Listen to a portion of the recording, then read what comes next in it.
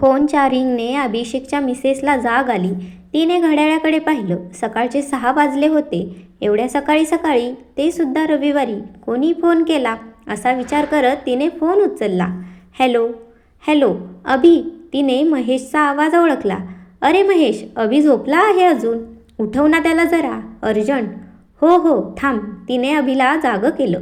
अभिषेक डोळे चोळत चोळत फोन जवळ आला. एक मोठी जांभई दिली आणि फोन कानाला लावला. हॅलो, बोल रे. काय तुम्ही झोपायला सुद्धा देत नाहीत? अर्जंट होता म्हणून लावला ना कॉल. मग मोबाईलवर लावायचा ना, इथे घरच्या फोनवर कशाला लावलास? मम्मी पप्पा पण जागे झाले असतील आता.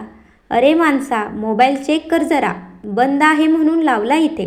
हो का, बघतो नंतर. काय काम होतं अर्जंट? हा, लवकर पोहोच पोलीस स्टेशनमध्ये. एक वेगळीच केस आली आहे. ओके ठीक आहे, येतो पटकन. अभिषेकने फोन ठेवला आणि अंघोळीसाठी गेला. 20 मिनिटात इन्स्पेक्टर अभिषेक पोलीस स्टेशनमध्ये आला. महेश नुकताच पोहोचला होता. काय रे, सुट्टीच्या दिवशी तरी झोपायला द्या माणसाला. अभि डॉक्टर महेशला बोलला. काय करणार यार, मला तर 5:30ला कॉल आलेला सरांचा. त्यामुळे तू माझ्यापेक्षा अर्धा तास जास्त झोपलास. तक्रार मी केली पाहिजे मग. अभि हसायला लागला त्यावर. अरे पण सर कुठे आहेत? फसवलं नाही ना त्यांनी आपल्याला? येतील रे. दोघे सरांची वाट बघू लागले. पोलीस स्टेशनमध्ये हळूहळू बाकीचे कर्मचारी येऊ लागलेले. 7 वाजता त्यांचे मोठे सर आले. तसे दोघे उभे राहिले. सरांनी त्यांच्याकडे पाहिलं. चला माझ्या केबिनमध्ये बसू. Yes sir. दोघे त्यांच्या मागून आत गेले. इन्स्पेक्टर अभिषेक आणि फॉरेन्सिक एक्सपर्ट असलेला त्याचा मित्र डॉक्टर महेश यांची जोडी तशी फेमसच होती. कितीतरी कठीण केसेस त्यांनी मिळून सोडवल्या होत्या. फक्त मुंबईच नाही तर बाहेरच्या केसेससुद्धा त्यांच्याकडे येत होत्या. तशीच एक केस आता आलेली होती. अभि आणि महेश, तुम्हाला जरा त्रास दिला सुट्टीच्या दिवशी, तेही एवढ्या लवकर बोलवलं. झोपमोड झाली असेल ना? असं काही नाही सर. बोला तुम्ही. कोणती केस आहे? महेश बोलला. तुम्हा दोघांना नाशिकला निघायचे आहे. कधी? आत्ता, लगेच. कोणती केस आहे एवढी अर्जंट? गेल्या आठवड्यात म्हणजेच 7 दिवसात 8 खून झाले आहेत नाशिकला. तिथेच जायचं आहे तुम्हाला. पण ती तर तिकडची केस आहे ना. मग आम्ही तुम्हा दोघांचं खूप नाव झालं आहे सध्या. शिवाय तिथल्या स्थानिक पोलिसांना खून कोणी केला याचा तपास करण्यात अपयश आले होते. मीडियाचा दबाव वाढत आहे. त्या केसचा लवकरात लवकर निकाल लागावा म्हणून ही केस मुंबई पोलिसांकडे आली आहे. त्यात मला कमिशनर सरांनी तुमची नावं सुचवली. म्हणून तिथे तुम्हाला इन्स्पेक्टर म्हात्रे मदत करतील. तिथे तेच केस हँडल करत आहेत. तर तुम्ही आजच निघा. And best of luck. Thanks sir म्हणत दोघे बाहेर आले आणि निघायची तयारी करण्यासाठी घरी गेले. तयारी करून दोघे निघाले. नाशिकला पोचले तेव्हा संध्याकाळ झाली होती. दोघांची राहण्याची व्यवस्था एका हॉटेलमध्ये केलेली होती. थोडा वेळ आराम करून दोघांनी कामाला सुरुवात केली. दोघांनी तिथल्या पोलीस स्टेशनला जाण्याचा निर्णय घेतला. तसे दोघे पोचले. बघतो तर काय, इन्स्पेक्टर म्हात्रे जागेवर नाहीत. हे म्हात्रे कुठे गेले? महेशने एका हवालदाराला विचारलं. ते ना म्हात्रे सर, आत्ताच घरी गेले. घरी? आम्ही येणार ते माहीत नाही का त्यांना? नाही सर, कोणालाच माहीत नाही. शिवाय ते 2 दिवस घरी गेलेच नव्हते. म्हणून आम्हीच त्यांना आराम करण्यासाठी घरी जायला सांगितले. ठीक आहे, उद्या येतील ना ते? हो सर. नक्की ना? नाहीतर त्यांना फोन करून सांगा. आम्ही येतो उद्या सकाळी. अभि बोलला आणि दोघेही हॉटेलवर आले. सकाळी पुन्हा ते पोलीस स्टेशनला आले. तेव्हा मात्र इन्स्पेक्टर म्हात्रे हजर होते. वेलकम सर म्हणत इन्स्पेक्टर म्हात्रे पुढे आले. सॉरी सर, काल जरा लवकर गेलेलो घरी आणि मला सांगितलंही नाही की तुम्ही येणार ते. हा, राहू दे. असं काही नाही. कळलं मला, तुम्ही 2 दिवस घरी गेला नव्हता म्हणून. किती काम असते ते माहीत आहे मला. त्यामुळे आता तुम्ही टेन्शन घेऊ नका. आता आम्ही आलो आहोत ना, तुमचं स्ट्रेस कमी होईल. अभि बोलला. तसे तिघेही हसले. चला मग कामाला लागू आपण, महेश बोलला. तिघेही एका टेबलवर जाऊन बसले. तुम्ही आम्हाला काय काय माहिती मिळाली ते सांगा आधी, महेश बोलला. ते सांगतोय मी, पण आधी एक प्रश्न आहे, विचारू का? इन्स्पेक्टर म्हात्रेंनी विचारलं. हा, विचारा. तुम्हा दोघांचे खूप नाव ऐकलं आहे मी. त्यात तुमच्याविषयीसुद्धा ऐकलं आहे. म्हात्रे महेशकडे पाहत म्हणाले. तर तुम्ही फॉरेन्सिक एक्सपर्ट आहात ना? तरी तुम्ही या तपासात अभिषेक सरांबरोबर असतात ना? म्हणजे मला बोलायचे आहे की इतर डॉक्टर फक्त त्यांचं काम करत असतात, ते कधी तपासात भाग घेत नाहीत. मग तुम्ही? महेश हसला त्यावर. त्याचं काय आहे ना, मला डॉक्टर व्हायचे नव्हते. मी तुमच्याच ड्रेसमध्ये दिसलो असतो, फक्त माझी उंची कमी पडली ना जरा. नाहीतर मी पण असाच ड्रेस घातला असता. उंचीमुळे निवड झाली नाही माझी. आणि हा अभि माझाच मित्र, तो बोलला तू फॉरेन्सिक एक्सपर्ट होऊ शकतोस. त्याचं ऐकून डॉक्टर झालो आणि पोलीस डिपार्टमेंट जॉईन केलं. एक बरं आहे, हा घेऊन जातो मला प्रत्येक केसला म्हणून. नाहीतर मला कोणी विचारलं असतं. अभि हसायला लागला. Thanks sir. चला मग सुरू करू का? हो. एकंदर 8 खून झाले. हो ते माहीत आहे, पण एक प्रश्न आहे. अभि बोलला. कोणता प्रश्न सर? तुम्ही एकटेच कसे या केसेसला हँडल करत आहात? म्हणजे अजून कोणीतरी हवं ना सोबत तुमच्या? किती धावपळ झाली असेल तुमची? अभि बोलला. हो ना सर, आमची टीम आहे सोबत. तरीसुद्धा इतक्या झटपट झालं ना सगळं, काही सुचत नव्हतं. पहिल्या दिवशी 2 खून झाले. त्यांचा तपास सुरू केला तर दुसऱ्या दिवशी अजून 1 खून झाला. त्यावर 3रा, 4था, 5वा. कुठे लक्ष देऊ तेच कळत नव्हतं. माझी टीम तरी काय करणार ना? त्यात ते मीडियावाले. त्यांना वाटते आम्ही काहीच काम करत नाही. हो, मीडिया तसंच समजते. महेश मध्येच बोलला. ठीक आहे, आता केस मुंबई पोलिसांकडे आली आहे ना, तुम्ही फक्त मदत करा, बाकीचं आम्ही बघतो. अभि बोलला. असं करूया, तुम्ही सगळी माहिती जेवढी तुम्ही जमवली आहे तेवढी, ती आता मला द्या. महेश, तू पोस्टमॉर्टम आणि बाकीचे रिपोर्ट्स चेक कर. ठीक आहे, मी निघतो मग. महेश म्हणाला. पाटील, महेश सरांना आपल्या फॉरेन्सिक एक्सपर्ट टीमकडे घेऊन जा, म्हात्रे म्हणाले. महेश त्या हवालदारासोबत निघून गेला. ओके, आता तुम्ही आणि तुमची टीम मला लागेल. कोण कोण आहे तुमच्या टीममध्ये? मी, 2 सब इन्स्पेक्टर आणि 6 हवालदार आहेत. अजून पाहिजे तर तशी व्यवस्था करू शकतो मी. चालेल, ठीक आहे. ते सब इन्स्पेक्टर कुठे आहेत? एकही दिसत नाही. अभि आजूबाजूला पाहत म्हणाला. एक सब इन्स्पेक्टर सावंत, ते परवा झालेल्या खुनाच्या स्पॉटवर आहेत. आणि दुसरे सब इन्स्पेक्टर कदम, ते आज सुट्टीवर आहेत. ते सुद्धा खूप दिवस धावपळ करत आहेत, म्हणून मीच सुट्टी दिली त्यांना.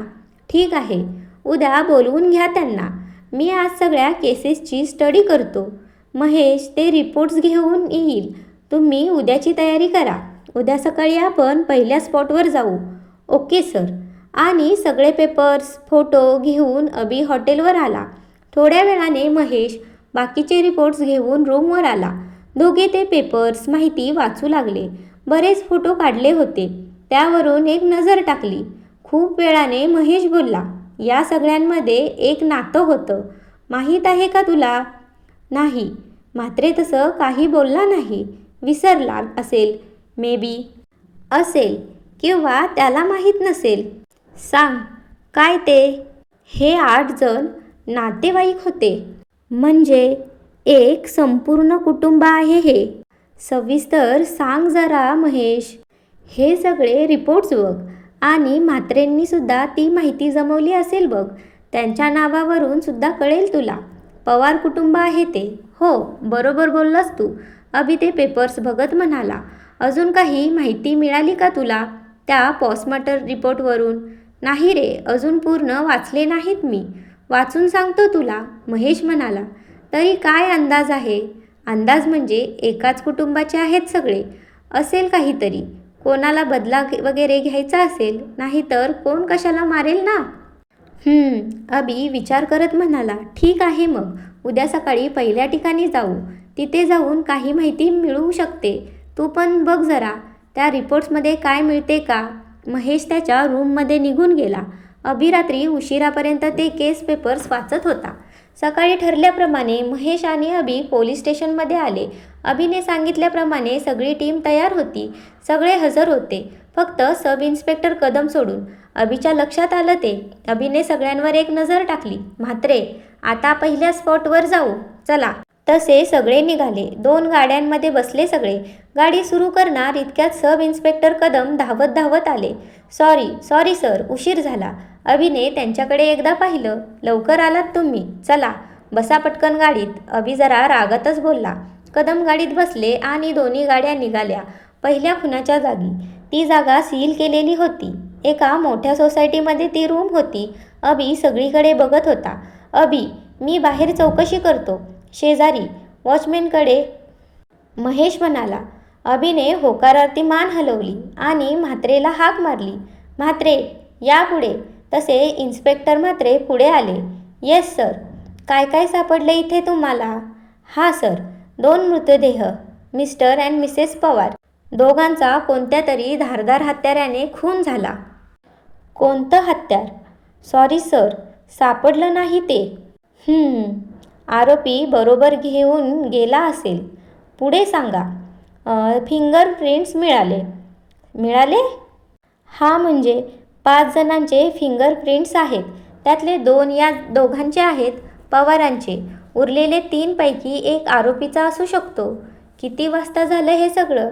साधारण रात्री 10 ते 10:30च्या दरम्यान. आणि तुम्हाला कसं कळलं? सोसायटीच्या सेक्रेटरीने फोन केला होता. बोलवा जरा त्याला. एका हवालदाराला सेक्रेटरीला बोलवायला पाठवले.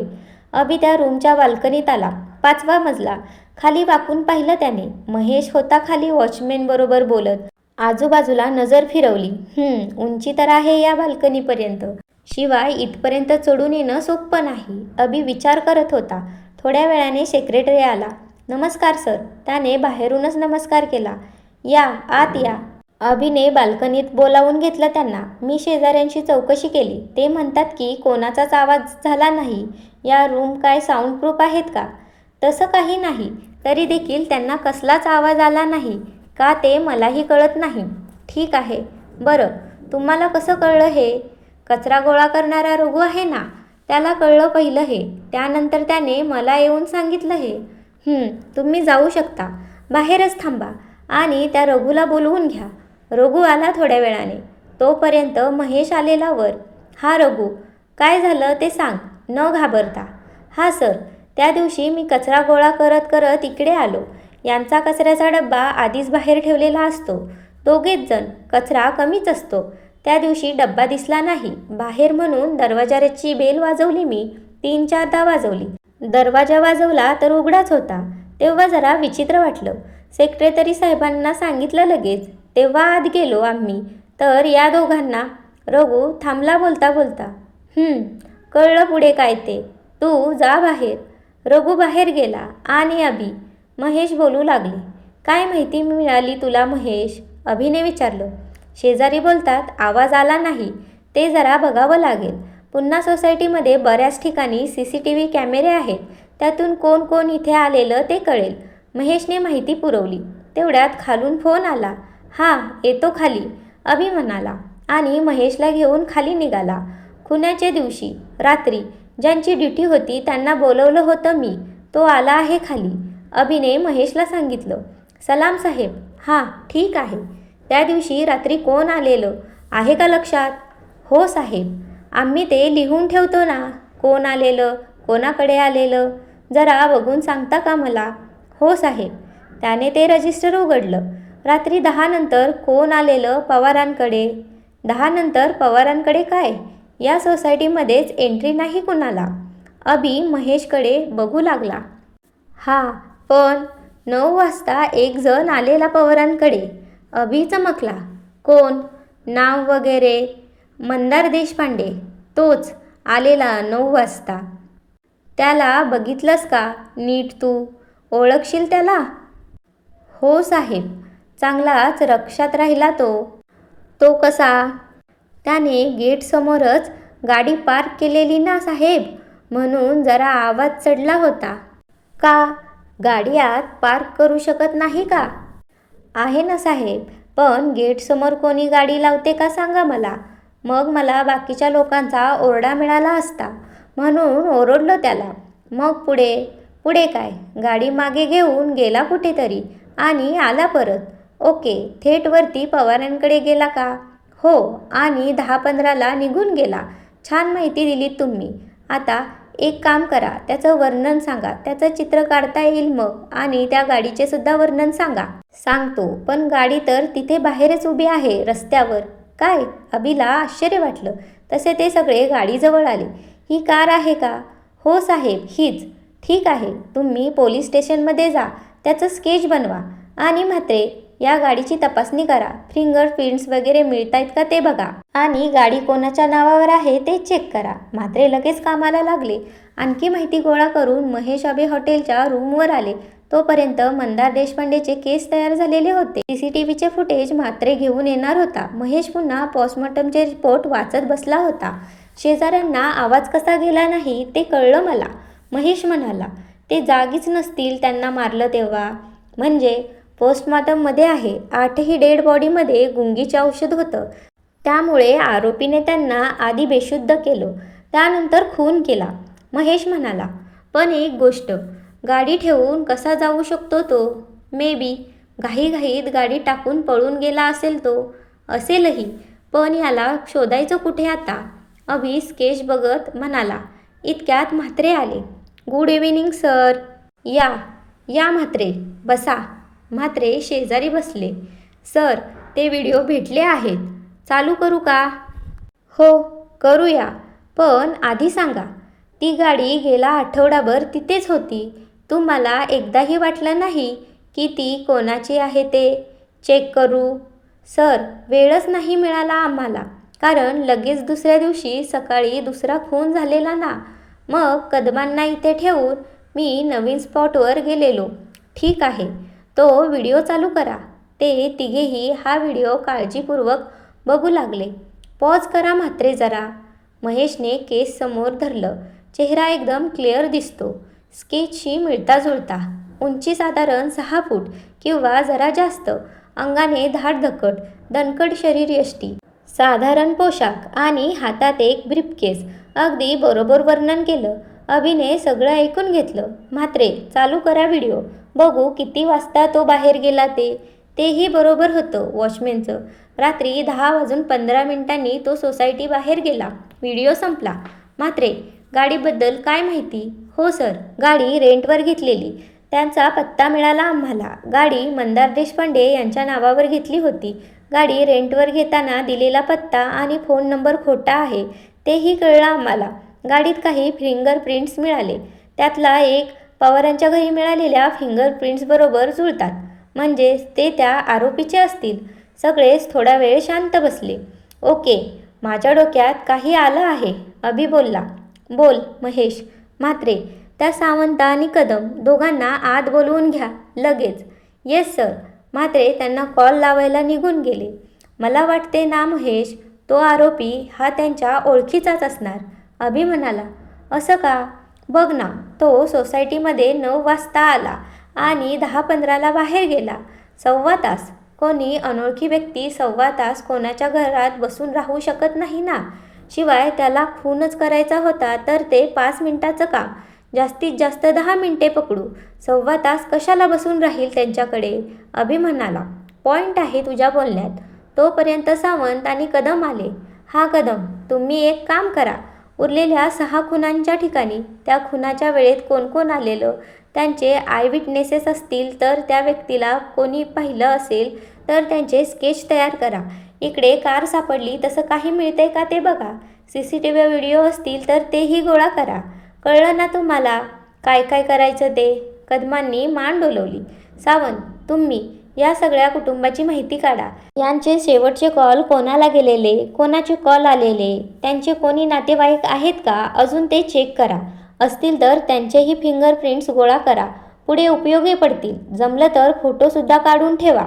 जेवढी माहिती गोळा करता येईल तुम्हा दोघांना तेवढी मिळवा. आत्ताच निघा दोघेही. हो, आणि उद्या आपण दुसऱ्या खुनाच्या ठिकाणी भेटूया सकाळी ठीक 10 वाजता. अभि कदमांकडे बघत म्हणाला. तुम्ही कदम वेळेत या जरा. निघा आता सगळ्यांनी. चांगला आराम करा. फ्रेश माइंडने या उद्या. सगळे आपापल्या घरी निघून गेले. महेश त्यांच्या रूममध्ये गेला. अभि ते पेपर्स वाचत बसला. दुसऱ्या दिवशी सकाळीच अभि आणि महेश म्हात्रेला घेऊन दुसऱ्या स्पॉटवर पोहोचले. म्हात्रेंनी माहिती सांगायला सुरुवात केली.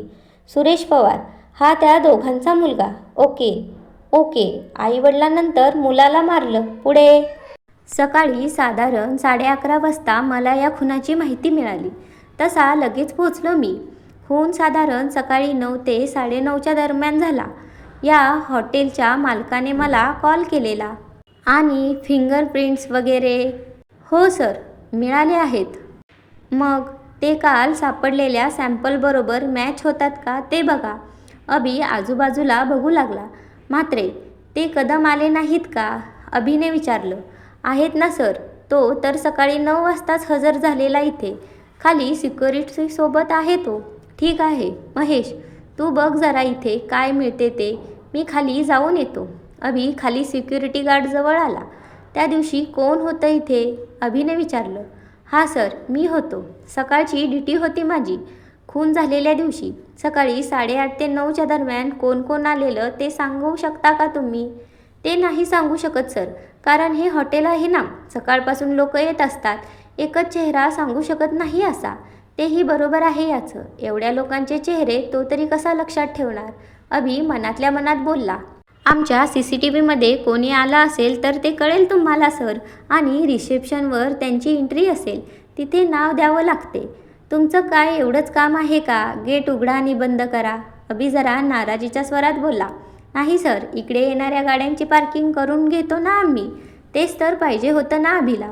हां, मग अशी एखादी गाडी जी 8:30 ते 9:30च्या सुमारास आलेली, तिचा नंबर वगैरे?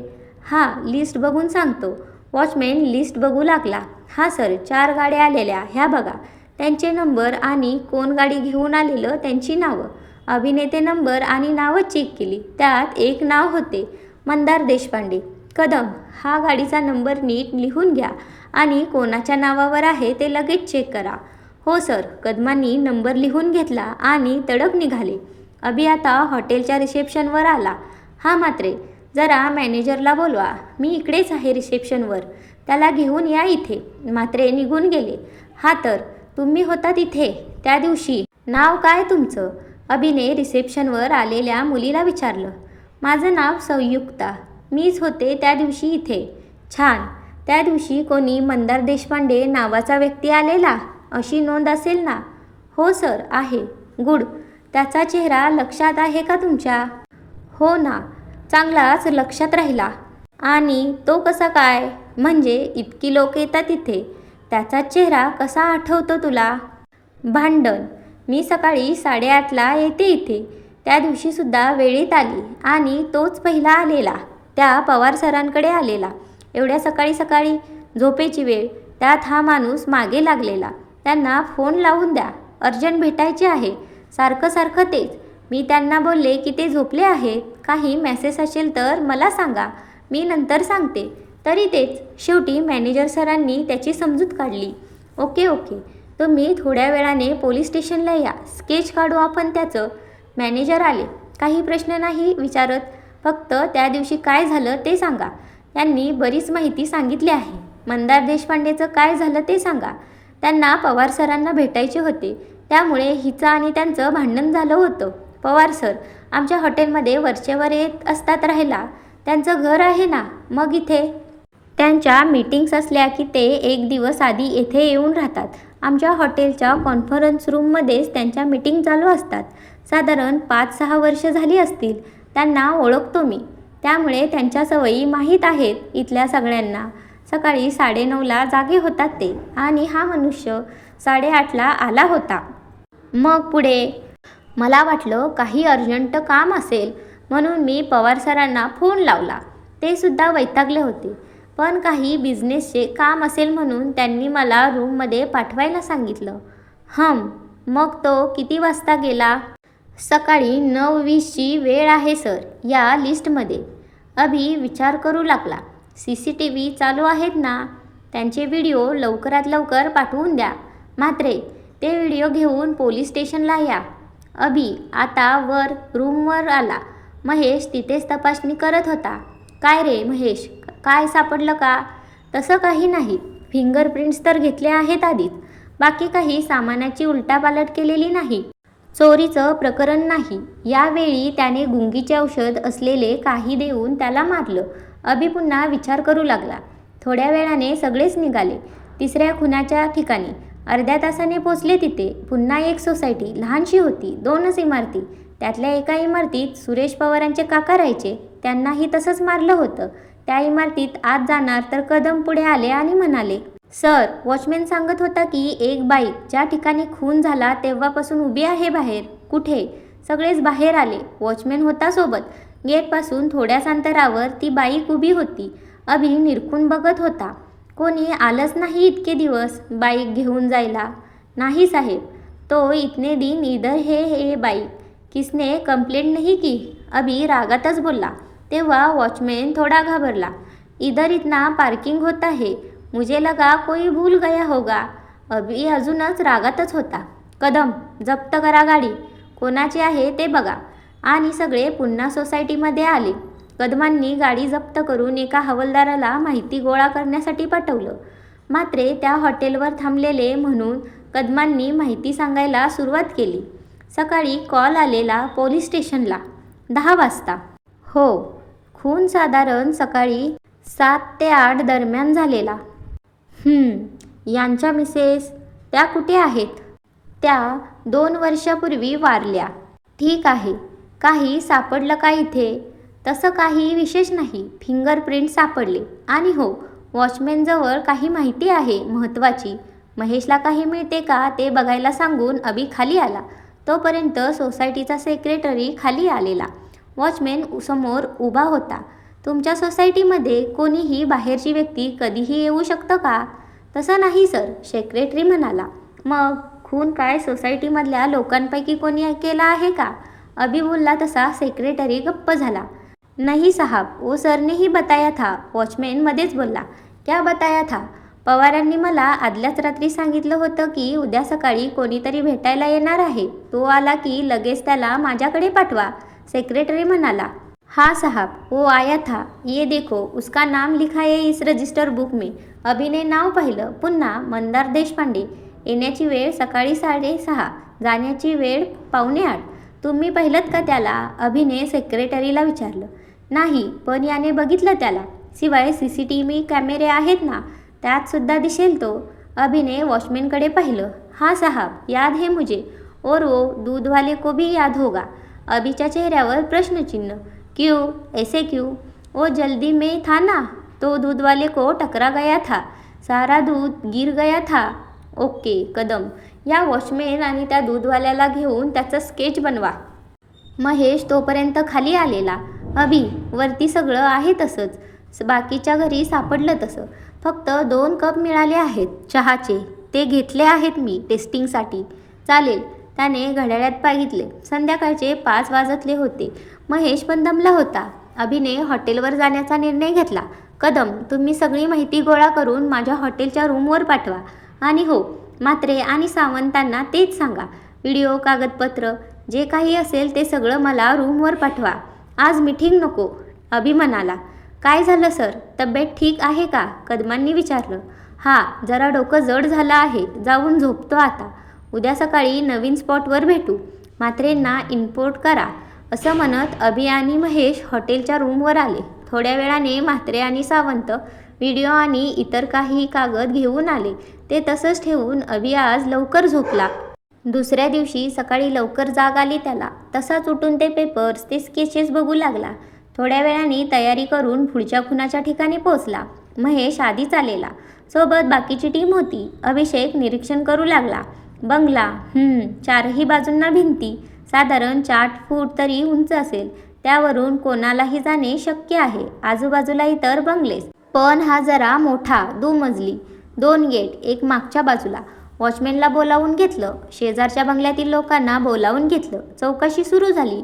महेशने आधीच माहिती काढली होती. तीच तो अभिला सांगू लागला. यशवंत पवार आणि यांची मिसेस, हे यांचे 3रे भाऊ. म्हणजे पहिला खून झालेला ते, त्यानंतर काल आपण गेलेला ते, आणि हे 3 भाऊ. अजून काही माहिती? हे दोन्ही खून रात्री 10:30 ते 11च्या सुमारास झाले. सगळं बाकीच्या खुनांसारखं आहे. चोरीचा कोणताच प्रयत्न नाही किंवा झटीपटीची चिन्ह नाहीत. सगळं कसं जागच्या जागी आहे. अभि आजूबाजूला बघू लागला. दरवाजाजवळ कॅमेरा होता. त्यातला व्हिडिओ काढून घ्यायला सांगून अभि शेजाऱ्यांकडे वळला. त्या दिवशी तुम्हाला काही वेगळं दिसलं का इथे? म्हणजे नेहमीपेक्षा वेगळं काहीतरी? हो, त्यांच्याकडे जे गृहस्थ आले होते त्यांनी आमच्या घरासमोर गाडी पार्क केली होती. मग मी आलेलो बाहेर त्यांना सांगायला, तर ते ऐकतच नव्हते. मी इकडेच गाडी लावणार म्हणून. किती वेळ चालू होतं आमच्या दोघांचे. शेवटी तो वॉचमॅन आला म्हणून, नाहीतर चांगलंच भांडण झालं असतं. तुम्ही त्याचं स्केच बनवू शकता का? हो, आता वॉचमॅनकडे वळाला अभि. तुम्ही इकडेच असता का दिवसभर? आणि एकटेच आहात का सिक्युरिटीसाठी? नाही सर, सकाळचा वेगळा ड्युटी असतो. मी संध्याकाळी 5 ते दुसऱ्या दिवशी सकाळी 5 असा ड्युटीवर असतो. त्या दिवशी तुम्हीच होतात ना जेव्हा हे सगळं घडलं तेव्हा? हो सर, ते सर रात्री 8 वाजता आलेले आणि गाडी पार्किंगवरून भांडण झालं. मग नंतर गाडी कुठे पार्क केली? ही काय आतमध्ये. पवार सरांनी सांगितलं होतं मला की हे सर येणार आहेत ते, म्हणून त्यांना गाडी आत पार्क करायला सांगितली मी. गाडी इथेच कशी मग? आणि किती वाजता गेले ते? 11:15 झाले असतील. ते बाहेर आले आणि बोलले की मी जरा बाहेर जाऊन येतो, गाडी राहू दे इथेच. ते गेले, ते आलेच नाही परत. मग रात्री 12 वाजले तरी घरातल्या लाईट चालू होत्या म्हणून मी बघायला गेलो तर. वॉचमॅन थांबला बोलता बोलता. तुम्ही त्यांचं वर्णन करू शकता ना? ते पोलीस स्टेशनला येऊन सांगा. आणि त्यांचे काही नाव वगैरे सांगितलं का? नाही सर. चालेल. कदम, या सगळ्यांचे स्टेटमेंट लिहून घ्या. गाडी जप्त केली गेली. व्हिडिओ घेतला आणि बंगला सील करून सगळे पोलीस स्टेशनला आले. स्केच बनवायचे काम सुरू होतं. सावंतांनी तोपर्यंत त्यांचे मोबाईल चेक करून अजून माहिती काढली होती. हे सगळं होईपर्यंत संध्याकाळ झाली. अभि आणि महेशला नाशिकमध्ये येऊन आता 5 दिवस झालेले. खुनीची माहिती अद्याप नव्हती. अभि महेशजवळच एका हॉटेलमध्ये राहत होते आणि आज अभि सकाळपासून ती सगळी कागदपत्र, व्हिडिओ पुन्हा पुन्हा बघत होता. महेश आला. काय रे, असा का बसला आहेस डोक्याला हात लावून? महेशने आल्या आल्या विचारलं. बरं झालं आलास ते. बस, सांगतो काय झालं ते. महेश बसला बेडवर. आत्तापर्यंत आपण मर्डर स्पॉट बघितले. 4 ठिकाणी 6 खून. ते कसे झाले ते तुला माहीत आहे? अभिने महेशला विचारलं. हो, म्हणजे आरोपीने त्यांना आधी गुंगीचं औषध दिलं, नंतर त्यांना आरामात मारलं. कशाने मारलं ते हत्यार सापडलं नाही. हां, आणि ही स्केच 4 ठिकाणी 3 वेगवेगळी स्केचेस. शिवाय ते कन्फर्मही आहे CCTVच्या व्हिडिओमधून. म्हणजे जे आय विटनेस होते त्यांनी जसं वर्णन केलं तसंच त्या व्हिडिओमध्ये दिसलं. ती व्यक्तिरेखा. त्याबद्दल काय? हे बघ. अभिने सगळी कागदपत्र आणि स्केचेस वेगवेगळी करून समोर ठेवली. केस पाहिली. 2 खून, त्यावेळेला आलेली व्यक्ती, तीच वर्णन. आणि दुसरी केस, त्यांचा मुलगा, त्या ठिकाणचं वर्णन सेम आहे. तिसरी केस, दुसरा भाऊ, तिथे शेवटची व्यक्ती आलेली, तिचं वर्णन वेगळं आहे. आणि आता तिसरी केस, तिसरा भाऊ, तिथे जो माणूस आलेला शेवटचा, त्याचं वर्णन वेगळं आहे. 3 वेगवेगळ्या व्यक्ती, नाव एकच, मंदार देशपांडे. हा मग अभि. आजकाल किती प्रकार आहेत चेहरा लपवायचे, मेकअप वगैरे. त्यात काय एवढं? एकच माणूस असेल ना तो. तरीही वेगळं आहे त्यात काही. काय वेगळं? पहिलं वर्णन घे. दाढीधारी चेहरा, रंग गोरा, उंची 6 फूट किंवा जास्त, घारे डोळे, मजबूत शरीरयष्टी. दुसरं वर्णन, पुन्हा दाढीधारी चेहरा, रंग सावळा, काळे डोळे, उंची साधारण 5 फूट, बारीक शरीरयष्टीचा. आणि कालचा वर्णन, तिसरं, पुन्हा दाढीधारी चेहरा, रंग काळा, निळे रंगाचे डोळे, उंची साधारण 5.5 फूट, मध्यम शरीरयष्टीचा. शिवाय एक वेगळी गोष्ट, डोक्यावर केस नाही. बाकी दोन्ही वेळेस केस होते डोक्यावर. पहिल्यांदा ग्रे शेड असलेले केस, नंतर काळे केस आणि शेवटी टक्कल. तू जर म्हणतोस तो एकच व्यक्ती आहे तर त्याची उंची कमी जास्त कशी होऊ शकते? चेहरा, शरीरयष्टी ठीक आहे, मेकअप करू शकतो, पण उंची कशी काय ॲडजस्ट करणार? व्हिडिओमध्ये सुद्धा अगदी तसाच दिसतो ना ती अगदी. अभि म्हणाला. महेश त्यावर विचार करू लागला. आणखी एक गोष्ट. कोणती? अजून आपल्याला 2 खुनांचा तपास करायचा आहे, पण इतर ठिकाणीही काही गोष्टी खटकल्या मला. काय नक्की? महेशने विचारलं. स्वतःचा बचाव तो त्याने केलाच नाही एकदाही. मंदार देशपांडे नाव ना त्याचं, पण ते खरं का माहीत नाही मला. पण आत्तापर्यंत 6 खून झालेल्या ठिकाणी मेलेल्या व्यक्तींच्या मोबाईल चेक केले. 4 वेगवेगळे मोबाईल नंबर, शेवटचा कॉल त्यांचाच, त्याच्यावर नावावर ते नंबर रजिस्टर आहेत. हो, मग त्यावरून काय कळते? तेच तर, त्याला जर खून करायचे आहेत ते पण 8 खून, तर मग असे पुरावे का सोडतो आहे मागे? महेश विचारात पडला. म्हणजे बघ, हे कॉलचे सांगितलं तुला. प्रत्येक ठिकाणी गाडी भेटली, रेंटवर घेतलेली, त्यावर त्याचंच नाव मंदार देशपांडे. एकही गाडी तो घेऊन गेला नाही, मुद्दामून ठेवून दिली त्याने. त्यानंतर फिंगरप्रिंट्स, ते सुद्धा 4ही ठिकाणी आहेत. सगळीकडे एकचेच आहेत. असे कोणताच प्रयत्न नाही की बोटांचे ठसे दिसू नये. त्यानंतर CCTV कॅमेरे, ते नमूद केलंस का? प्रत्येक वेळेस तो कॅमेरासमोर कमीत कमी 1.5 ते 2 मिनिटापर्यंत आहेच. चेहरा स्पष्ट दिसतो अगदी. शेवटी राहिले ते आय विटनेसेस. त्यांचं काय? खूप वेळाने महेश बोलला. आता मला सांग, तुला खून करायचा असेल तर तू गुपचूप, कोणालाही न दिसता असा करशील ना? मग हा मंदार देशपांडे एवढे आय विटनेस कशाला गोळा करतो आहे? म्हणजे क्लिअर सांग मला. पहिले 2 खून, तिथे वॉचमॅनबरोबर भांडण, मुद्दामून गेटसमोर गाडी पार्क करून भांडण. दुसरा स्पॉट, त्या हॉटेलच्या रिसेप्शनबरोबर भांडण, मॅनेजरसोबत वाद. तिसरा स्पॉट, तिथे त्या दूधवाल्याबरोबर भांडण. तो दूधवाला सांगत होता की तो मुद्दामून त्याला येऊन धडकला. आणि कालचा स्पॉट, शेजाऱ्यांच्या बंगल्यासमोर उगाचच गाडी पार्क केलेली, त्यावरून त्यांच्याबरोबर वाद. आपला चेहरा लक्षात राहावा असंच काहीतरी केलं त्याने प्रत्येक वेळेला. म्हणजे कळलं का तुला महेश? अभिने महेशला विचारलं. हो कळलं. त्याला लपून असं काही करायचे नव्हते. कालच्या बंगल्यात सुद्धा 2 गेट होते. शिवाय बंगल्यांच्या भिंती फक्त 4 फूट उंचीच्या. तो त्या दुसऱ्या गेटने जाऊ शकत होता किंवा भिंतीवरून उडी मारून जाऊ शकत होता. तरीही तो त्या गेटने वॉचमॅन समोरून गेला. महेश म्हणाला. म्हणजेच त्याला सगळ्यांदेखत हे करायचे होते. पोलिसांना गुंत्यात टाकायचा प्रयत्न असेल त्याचा. शिवाय तो इतका वेळ थांबायचा त्यांच्या घरी, म्हणजे तो कोणी ओळखीचा असेल, अभि म्हणाला. पण सावंतांनी काढलेल्या माहितीनुसार देशपांडे नावाचा कोणीही नातेवाईक नाही त्यांचा. मग हा कोण आहे? महेश बोलला. तेच तर, त्याचंच नाव प्रत्येक रजिस्टर लिस्टमध्ये, मोबाईल नंबर त्याच्या नावावर, गाड्या त्याच नावावर, फिंगरप्रिंट्स मिळाले, सगळ्यासमोर मुद्दामून येतो. मंदार देशपांडे. कोण आहे? कोण आहे हा मंदार देशपांडे? पुढच्या दिवशी सगळी टीम शेवटच्या स्टॉपवर गेली. तिथे सुद्धा जवळपास तसंच होतं. बोटांचे ठसे, एक कार होती. चोरीचा कोणताच उद्देश नाही. अभिने ते सगळं महेशला बघायला सांगितलं. तो वॉचमॅनला शोधत होता. मंदार देशपांडेला कोणी पाहिलं होतं का ते शोधत होता तो. वर महेश त्या स्पॉटवर काही शोधत होता.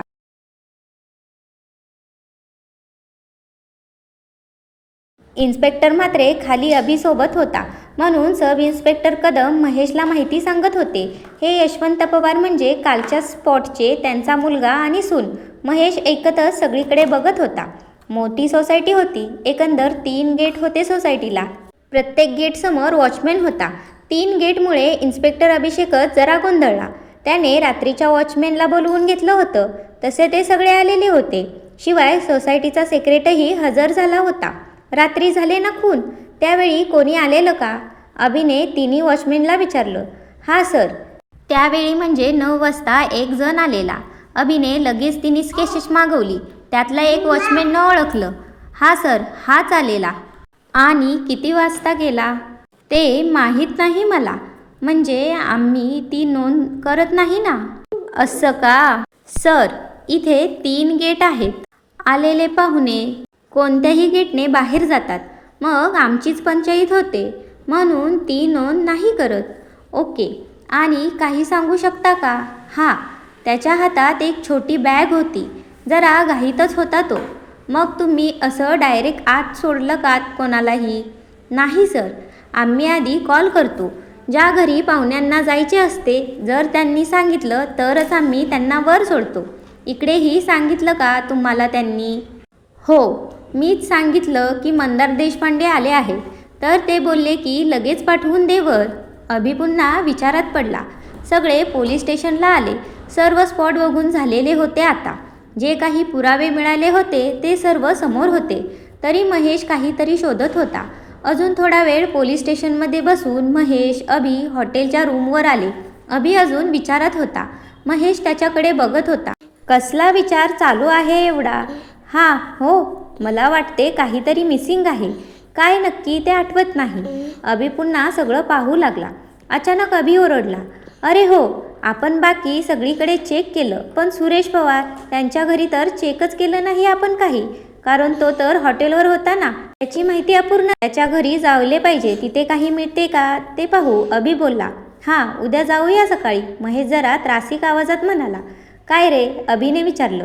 जरा अंग दुखते आहे रे, झोपतो मी. हो, आणि आजारी पडू नकोस. हां, मला मदत कोण करणार मग? अरे आहे ना तो म्हात्रे, करेल ना तो मदत. तो कसला मदत करतोय, स्वतःच सैरभैर असतो. सगळी माहिती आपण सांगितली तेव्हा गोळा केली. पहिली केस असली म्हणून काय झालं, असं घाबरून चालते का पोलिसांनी? पहिली केस म्हणजे? महेशने प्रश्न काढला. अरे तो कदम सांगत होता, या म्हात्रेची पहिलीच केस आहे ते. नुकतीच बदली झाली इथे आणि लगेच ही केस समोर आली. मला वाटते म्हणून असा बावरला आहे तो, अभि म्हणाला. कमाल आहे यार, एवढी मोठी केस कोणत्या तरी अनुभवी ऑफिसरला द्यायची ना.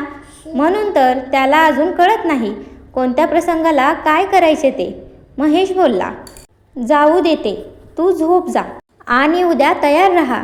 आपण दोघेच जाऊ त्याच्या रूमवर, म्हणत अभि त्याच्या रूममध्ये आला. सकाळीच दोघेजण सुरेश पवार यांच्या राहत्या घरी काही माहिती मिळते का ते बघायला गेले. मोठा फ्लॅट होता. दरवाजाची बेल वाजताच नोकराने दार उघडलं. या दोघांबरोबर 2 हवालदार आणखी आलेले होते. महेशने त्या दोघांना सोबत घेऊन लगेचच तपासाला सुरुवात केली. अभि असाच इकडे तिकडे पाहत होता. एका भिंतीवर त्याला एक फोटो दिसला. जवळ जाऊन बघतो तर सुरेश पवार यांच्या लग्नातला फोटो त्यांच्या पत्नीबरोबर. अभिने हाताने खून करूनच नोकराला बोलवलं. या कोण? या मॅडम आमच्या. पण मग त्या दिसल्या नाहीत ते एवढे दिवसात. त्यांना माहीत आहे ना इकडे काय चाललंय ते. कुठे बाहेरगावी असतात का त्या? अभिने विचारलं. नाही साहेब, त्या या जगात नाही आता. म्हणजे काय नक्की? अभि आश्चर्यचकित झाला. आहो साहेब, माहीत नाही का तुम्हाला? तुमच्याच पोलीस स्टेशनमध्ये जर कंप्लेंट नोंदवली आहे की त्यांनी आत्महत्या केली ना. अभिला हे माहीतच नव्हतं. तितक्यात महेश बाहेर आला.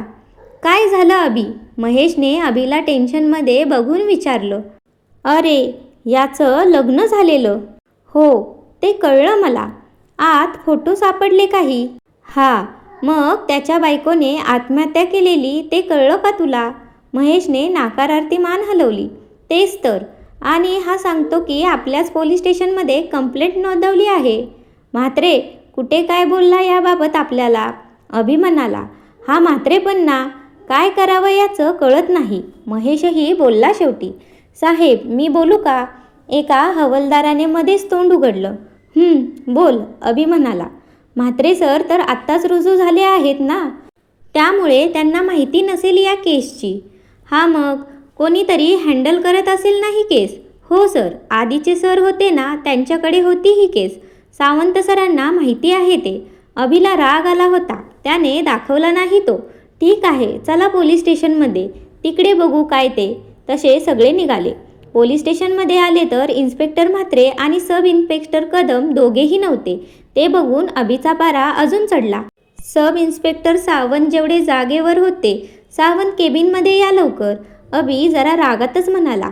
महेशने सावंतला हळूच सांगितलं की अभि रागात आहे ते जरा सांभाळून घे. सावंत जरा भीतभीतच केबिनमध्ये गेले. हाताने खून करून त्याने बसायला सांगितले सावंतला. इन्स्पेक्टर म्हात्रे आणि कदम कुठे आहेत? पहिला प्रश्न. मला वाटते ते एखाद्या स्पॉटवर गेले असतील, सावंत म्हणाले. वाटते म्हणजे तुम्हाला माहीत नाही का? नाही सर, मी आत्ताच आलो ना. मी येण्याआधीच ते निघाले होते. अभि तर रागाने लालबुंद झाला होता. आत्ताच्या आत्ता त्यांना कॉल करा आणि विचारा कुठे आहेत ते, आणि तुम्हीही लगेच या पुन्हा केबिनमध्ये. हो हो सर, म्हणत सावंत लगबगीने बाहेर गेले. महेश ऐकत होता ते सगळं बाहेरून. सावंत बाहेर गेल्यावर तो केबिनमध्ये गेला. कशाला रागवतोस एवढा? शांत हो जरा, काही कामासाठीच गेले असतील ना. महेश त्याला समजावत म्हणाला.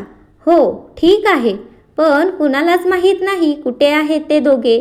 म्हणजे एवढं काम असताना कोणी कोणाचाच फॉलोअप ठेवत नाही, याचा काय अर्थ आहे? अभि म्हणाला. तोपर्यंत सावंत पुन्हा केबिनमध्ये आले. सर, ते म्हात्रे सर त्या हॉटेलमध्ये आहेत काही तपासासाठी. जिथे सुरेश पवार यांचा खून झाला होता आणि सब इन्स्पेक्टर कदम ते गाड्या मिळाल्या ना त्यांची आणखी चौकशी करायला गेले आहेत. म्हात्रेला कोणी सांगितलं त्या हॉटेलवर जायला? महेश म्हणाला. या म्हात्रेचं काय चालू असते ना त्यालाच माहिती. जाऊ देते, अभि त्रासिक आवाजात म्हणाला. आता त्याने सावंतकडे लक्ष दिलं. सावंत, सुरेश पवार यांची पत्नी लक्ष्मी पवार यांनी आत्महत्या केली हे तुम्हाला माहीत होतं? हो सर. मग सांगितलं नाही ते मला तुम्ही? मी जेव्हा पवार कुटुंबाचे कोणी नातेवाईक आहेत का ते बघा असं सांगितलं तेव्हाही तुम्ही मला सांगितलं नाही हे? हा सर, सांगणार होतो. कधी ते? आणि या म्हात्रेला तरी माहिती आहे का ही केस? नाही सर, ते आले त्याच्या दुसऱ्या दिवसापासूनच हे सगळे खून सुरू झालेले. अभि आता रागाने एरझऱ्या घालत होता. किती वर्ष झाली तुम्हाला सावंत इथे? 2 वर्ष सर. आणि कदमला? त्यालाही 2 वर्ष झाली. मग एवढीही अक्कल नाही का तुम्हाला? एवढी साधी केस हँडल करायची ते? अभि ओरडला सावंतवर. सावंत मान खाली सगळं ऐकत होता. महेशच मध्ये पडला मग. अभि शांत हो रे, तो पण टेन्शनमध्येच असतो ना. कूल यार. महेशने अभिला एका बाजूला जाऊन बसायला सांगितलं. तसा अभि शेजारी जाऊन बसला. सावंत तसेच बसून होते. सावंत तो जरा तापला आहे म्हणून ओरडला. त्याला असं कामाविषयी केलेलं आवडत नाही म्हणून ओरडला. मनावर घेऊ नका. महेश म्हणाला. हो सर, तरी माझीच चूक होती. मला आधीच सांगायला पाहिजे होतं. तुम्हाला पण आणि म्हात्रे सराला सुद्धा. सॉरी. सावंत हळू आवाजात म्हणाला. ते जाऊ दे आता. मी काय विचारतो ते सांग आता. म्हणत महेश सावंतच्या बाजूला जाऊन बसला. हे आत्महत्येचं प्रकरण कधी झालं? महेशचा पहिला प्रश्न. आत्तापासून 2 महिन्यापूर्वी. लक्ष्मी पवार यांनी गळफास लावून आत्महत्या केलेली. ओके. मग ती केस कोण हँडल करत होतं? पहिले सर होते ना, पटवर्धन सर. त्यांच्याकडे होती केस. मग केसचा निकाल काय लागला? चालू होती केस. मग ते पटवर्धन सर कुठे आहेत? त्यांची कुठे बदली झाली? तेच तर कळत नाही. मीच त्यांना या केसमध्ये मदत करत होतो आणि केसही चांगली चालू होती. काय झालं काय माहीत. एका रात्री मला कॉल आला त्यांचा. म्हणाले की मी बदली करून घेतली आहे. माझ्याऐवजी दुसरा इन्स्पेक्टर येईल, त्यालाही केस दे. मग? अभि दुरूनच ते सगळे ऐकत होता. त्यानेच प्रश्न केला. मग दुसऱ्या दिवशी यासाठीच मी त्यांच्या घरी गेलो तर घर बंद. वॉचमॅनने सांगितलं की रात्री सगळं सामान घेऊन ते निघून गेले. सावंत म्हणाले. आणि त्या केसचे पेपर ते सुद्धा बरोबर घेऊन गेले ते. त्यानंतर 2 दिवसांनी हे म्हात्रे सर आले त्यांची बदली म्हणून. त्यांना या केसचं सांगणार होतं तर हे सगळं सुरू झालं. बरं ठीक आहे, तू आता बाहेर जाऊन बस. अभिने सावंतला बाहेर पाठवलं. हे जरा विचित्र आहे ना रे, अभि महेशला म्हणाला. इन्स्पेक्टर पटवर्धनचंच नक्की काहीतरी झालं असेल म्हणूनच ते तडकाफडकी निघून गेले. मला वाटते ना आपल्याला या केसची डिटेल काढायला पाहिजे, महेश बोलला. हो, एक काम करूया. तू त्या इन्स्पेक्टर पटवर्धनची माहिती मिळव. ती लक्ष्मी पवार यांची अधिक माहिती मिळते का ते बघतो. अभि विचार करून महेशला बोलला. तसे दोघे झटपट कामाला लागले. महेशने लगेचच इन्स्पेक्टर पटवर्धनची माहिती जमवायला सुरुवात केली. अभि लक्ष्मी पवार यांची माहितीसाठी फिरू लागला. पवार कुटुंबांचे तर कोणीच राहिले नव्हते.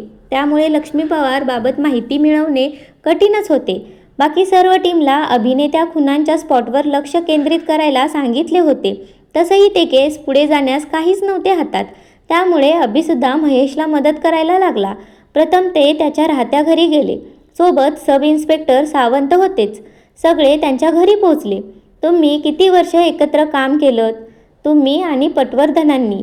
अभिने सावंतला विचारलं. आम्ही 1 वर्ष एकत्र होतो सर. आणि स्वभावाला कसे होते ते? शांत. कोणाला असे कधी ओरडले नाहीत ते. शिवाय कामसुद्धा चोख. त्यामुळे तसे ते सगळ्यांना आवडायचे. मग अचानक जाण्याचे कारण काय असेल? अभि विचार करत म्हणाला. महेश होता सोबतच. नोकर होता बाजूला. पटवर्धन गेल्यापासून त्यांचे घर बंदच होते. चावी त्याच्याकडे होती. त्यामुळे त्याला बोलावून घेतलं. आता अभिने नोकराला विचारायला सुरुवात केली. जाताना काही म्हणाले का तुला पटवर्धन सर? अभिचा पहिला प्रश्न. नाही, काही सांगितलंच नाही. अचानक बोलले की सामान भरायला लाग. एवढंच बोलणं आमचं. पण काही अंदाज आहे का ते कुठे गेले असतील? अभिचा दुसरा प्रश्न. मला वाटते ते त्यांच्या कुटुंबाकडे गेले असतील. म्हणजे त्यांची फॅमिली इकडे नसते का? नाही, इथे ते एकटेच राहायचे. त्यांची फॅमिली तिथे नागपूरला असते. ओके, कळलं. फक्त नोकरीसाठी ते इथे राहायचे. पण असं काय झालं नक्की की ते अचानक निघून गेले? अभिने पुन्हा विचारलं. त्या दिवशी काय झालं नक्की सांगशील का मला? हां, त्या रात्री मी नेहमीप्रमाणे माझं काम संपवून झोपायला गेलो. म्हणजे इकडेच राहतोस का तू? हो, गेटजवळच खोली आहे ना, तिथेच राहतो मी. ओके, पुढे मग? मी झोपायला आलो तेव्हा रात्रीचे 11 वाजले होते आणि झोपणार तर लगेच सर्वांनी बोलून घेतलं. लगेच सामानाची बांधाबांध सुरू करायला सांगितली. तसं मी बांधून दिलं आणि ते दोघे निघून गेले. एक मिनिट. दोघे म्हणजे कोण? त्या दिवशी एक साहेब आलेले. कोण? किती वाजता? ते कोण होते ते माहीत नाही मला. आणि मला वाटते की मी झोपायला आलो तेव्हाच ते आले असतील. मग एकत्रच गेले ते. त्यांचा चेहरा वगैरे पाहिलास का तू? नाही, मी सामान बांधत होतो ना म्हणून. ठीक आहे. पटवर्धन सरांचा नागपूरचा पत्ता आहे का तुझ्याकडे? माझ्याकडे नाही आहे सर, पण नागपूरच्या मेन ब्रांचमध्ये मिळेल तुम्हाला. चालेल म्हणत अभि त्या घराबाहेर पडला. तिथून ते लक्ष्मी पवार संबंधी माहिती गोळा करायला पुन्हा त्यांच्या राहत्या घरी गेले. खूप शोधलं त्यांनी, काहीच सापडलं नाही त्यांना. अभि तर वैतागला होता अगदी. महेशसुद्धा असाच विचार करत बसला होता. अभि विचार करत त्या बेडरूममध्ये एरझाऱ्या घालत होता. बाजूलाच एक लग्नपत्रिका पडली होती. महेश ती उचलून वाचू लागला. काय आहे ते? अभिने विचारलं. अरे, ही या दोघांची लग्नपत्रिका आहे. महेश म्हणाला. बघू. अभिने पत्रिका हातात घेतली. वाचून झाली तशी बाजूला फेकून दिली. चल निघू. महेश अभिला बोलला तसे सगळे निघाले. गाडीत येऊन बसले. तसं अभिला अचानक काहीतरी आठवलं. गाडीतून झटपट उतरला. पुन्हा त्या रूममध्ये गेला. महेश, बाकीचे हवालदार यांना काहीच कळेना. 5 मिनिटांनी अभि पुन्हा गाडीत येऊन बसला. हातात तीच लग्नपत्रिका. आता ही लग्नपत्रिका कशाला? महेशचा प्रश्न. सांगतो, अभि म्हणाला. पत्रिका सावंतकडे देत म्हणाला. सावंत, हा लग्नाचा हॉल कुठे आहे ते माहीत आहे का तुला? सावंतांनी पत्रिका वाचली. हो सर. छान. मग आता या हॉलला जा आणि लक्ष्मी पवार यांचा माहेरचा पत्ता घेऊन ये. अभि सावंतला म्हणाला. मला सांगशील का नक्की काय चाललंय? महेशने विचारलं. तुला अजून कळलं नाही? अरे, लग्न करण्याच्या वेळी त्या हॉलवर दोन्हीकडचे आपल्या राहत्या घरचा पत्ता नोंदवून ठेवतात. मग लक्ष्मी पवारांच्या माहेरचा पत्ता नक्की असेल तिथे. अभि म्हणाला. क्या बात है. महेशने अभिच्या पाठीवर शाबासकी दिली. शाबासकी काय रे? ते महत्त्वाचं आहे सध्या. चल लवकर. पटवर्धनच्या घरी जायला पाहिजे. त्याआधी नागपूरच्या मेन ब्रांचला जायला पाहिजे. खूप काम आहेत. पोलीस स्टेशनला येऊन सगळेच कामात गुंतले. सावंतांनी लक्ष्मी पवारांचा पत्ता आणला. तोही नागपूरचाच पत्ता. बरं झालं. म्हणजे जास्त पळापळ करावी लागणार नाही मला. अभि म्हणाला. मी येऊ का सोबत? महेशने विचारलं. नको. एक काम करू. इकडे तसं पण कोणीतरी लक्ष द्यायलाच पाहिजे. असं करू, तू या सगळ्यांवर लक्ष ठेव आणि अजून काही त्या मंदार देशपांडेचं मिळतं ते बघ. मी जाऊन येतो. हां. हो चालेल. दुसऱ्या दिवशी पहाटेच अभि नागपूरला निघाला. महेश सांगितल्याप्रमाणे त्या केसची अधिक माहिती गोळा करत होता. अभि प्रथम लक्ष्मी पवारांच्या माहेरी पोहोचला. तिथे तर त्याला अपेक्षेप्रमाणे वेगळीच माहिती मिळाली. गांगारून गेला तो. योग्य ती माहिती मिळवून अभि तडक पटवर्धन यांच्या घरी निघाला. वेळेत पोचला. तिथून वेगळी माहिती. सर्व काही अनपेक्षित माहिती त्याला मिळाली होती. फायनली नागपूरच्या मेन ब्रँचला जाऊन चौकशी केली. अभि अजून 2 दिवस तिथे थांबला. तिसऱ्या दिवशी त्याला महेशचा फोन आला. हॅलो, आहेस कुठे? इकडेच आहे अजून. आणि माहिती मिळाली का? हो, खूप माहिती जमवली आहे मी. कॉल का केलेला तू? अरे हो, म्हात्रेला सुट्टी पाहिजे होती. त्याला गावाला जायचं आहे अर्जंट. घरी काहीतरी प्रॉब्लेम झाला म्हणून. नको, अजिबात नको. केस सॉल्व्ह झाल्याशिवाय कोणाला सुट्टी नाही. आणि त्याला कशाला सांगितलं मी नागपूरला आहे ते? नाही, मी फक्त बोललो तू बाहेर गेला आहेस म्हणून. ओके, मी येतो 2 दिवसात. सुट्टी कोणालाच नाही हं. अभिने आपलं काम संपवलं आणि निघाला पुन्हा नाशिकला. नाशिकला आल्याबरोबर त्याने पुन्हा कामाला सुरुवात केली. त्यापूर्वी त्याने म्हात्रेला बोलावून घेतलं. काय म्हात्रे, आधीच सांगितलं होतं ना केस संपेपर्यंत कोणी सुट्टी घ्यायची नाही म्हणून. हो सर, पण आईची तब्येत बिघडली म्हणून. म्हात्रे बोलला. ठीक आहे, आज रात्री एक मीटिंग घेऊ. ती मीटिंग झाली की बघू तुला सुट्टी द्यायची की नाही ते. हो चालेल सर. आणि सावंत, आज सगळ्या टीमला सांगा मीटिंगला यायला. माझ्या रूमवर मीटिंग घेऊ. आणि हो, आज सगळी हत्यारं, गन्स, रिव्हॉल्वर्स साफसफाईसाठी जमा करा, म्हणजे उद्यापर्यंत मिळतील आपल्याला. तशी ऑर्डर आली आहे मोठ्या सरांची. कळलं का सगळ्यांना? तर रात्री ठीक 8 वाजता सगळ्यांनी माझ्या रूमवर यायचे. नॉर्मल ड्रेसिंग करून आलात तरी चालेल, युनिफॉर्म नसेल तरी चालेल, म्हणत अभिने सगळे पेपर्स गोळा केले आणि त्यांच्या हॉटेलच्या रूमवर आला. सोबत महेश होताच. त्याला जरा हे विचित्र वाटलं. अरे काय झालं नागपूरला ते तर सांग आधी, महेश उत्सुकतेने म्हणाला. मी रात्री सांगेन ते, अभि शांतपणे म्हणाला. आणि हे काय मध्येच हत्यारांची साफसफाई, हे कुठून आलं मध्येच? तसं पण मी बघितलं इकडचं, सगळी वेपन जुनी आहेत, साफ करायला होती ती, म्हणून मीच आपल्या सरांकडून परमिशन आणली. शिवाय या ब्रँचच्या संबंधी काही माहिती काढून गेलेला मेन ब्रँचला तिथूनही परमिशन मिळाली, अभि म्हणाला. आणि दोघे रूमवर आले. रात्री बरोबर 8 वाजता सगळे अभिषेक राहत असलेल्या हॉटेलच्या रूमवर जमा झाले. महेश आधीच आलेला. सगळ्यांना आलेलं बघून अभि उभा राहिला. अरे या या सगळे, वेळेवर आलात हा, बसा, पटकन मीटिंग चालू करू. तसं सगळ्यांनी आपापल्या जागा पकडून घेतल्या. चला बसले का सगळे? अभि सगळ्यांकडे बघत म्हणाला. हा रे, बसले सगळे.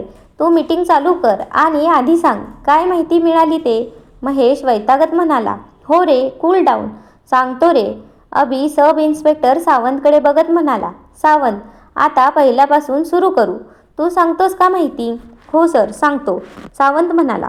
8 खून झाले, एका मागोमाग एक असे, एकाच कुटुंबातले सगळे. आरोपींचे स्केच तयार आहेत, फिगर प्रिंट्स सारखेच मिळाले. नाव मंदार देशपांडे, त्याच्या नावाने मोबाईल नंबर होते, गाड्या भाड्याने घेतलेल्या. एवढी माहिती मिळाली सर. सावंत थांबले बोलायचे. Very good. तर आता तुम्हा सगळ्यांना विचारतो मी, तुम्हाला काय वाटते, हा मंदार देशपांडे खरा असेल का? अभि सगळ्यांकडे पाहत म्हणाला. काय प्रश्न आहे अभि तुझा? साहजिकच तो खोटा असणार, महेश म्हणाला. असो, मला खूप माहिती मिळाली, ती मी आता शेअर करू इच्छितो. अभि आता सर्वांसमोर बसला होता. मलाही खूप प्रश्न पडले. चक्रावून टाकलं त्या आरोपीने. त्यात इकडचं व्यवस्थापन जरा ढिसाळच आहे, बरोबर ना? अभि सब इन्स्पेक्टर कदमकडे पाहत म्हणाला. कदम गप्प होते. त्यात नवीन माहिती मिळाली की संजय पवार यांच्या पत्नी लक्ष्मी पवार यांनी आत्महत्या केली होती. ती केस काय झाली म्हात्रे? अभि इन्स्पेक्टर म्हात्रेकडे बघत म्हणाला. मला कसं ठाऊक असणार ते? मी तर नवीन, म्हात्रे म्हणाला. नवीन असला तरी मागच्या केसेसची माहिती घेण्याचा एक प्रोटोकॉल असतो, तेही माहीत नाही तुला? म्हात्रे त्यावर काही बोलला नाही. तुझी आधीची ब्रँच कोणती? तेव्हाही म्हात्रे गप्पच. असो, याआधी एक पटवर्धन नावाचे इन्स्पेक्टर ही केस हँडल करत होते. ते सुद्धा ही केस अर्धवट सोडून गेले. ते जरा नवल वाटलं मला. त्यात मी लक्ष्मी पवार यांच्या माहेरी जाऊन आलो. तिथे कळलं की त्या अनाथ होत्या. एक मानलेला भाऊ होता, तो सुद्धा अनाथ. दोघेच राहायचे. त्यांचा पत्ता तर मिळालाच नाही. तिचा भाऊ फोटोग्राफर आणि मेकअप मॅन, त्यानेच फोटो काढलेले लग्नातले.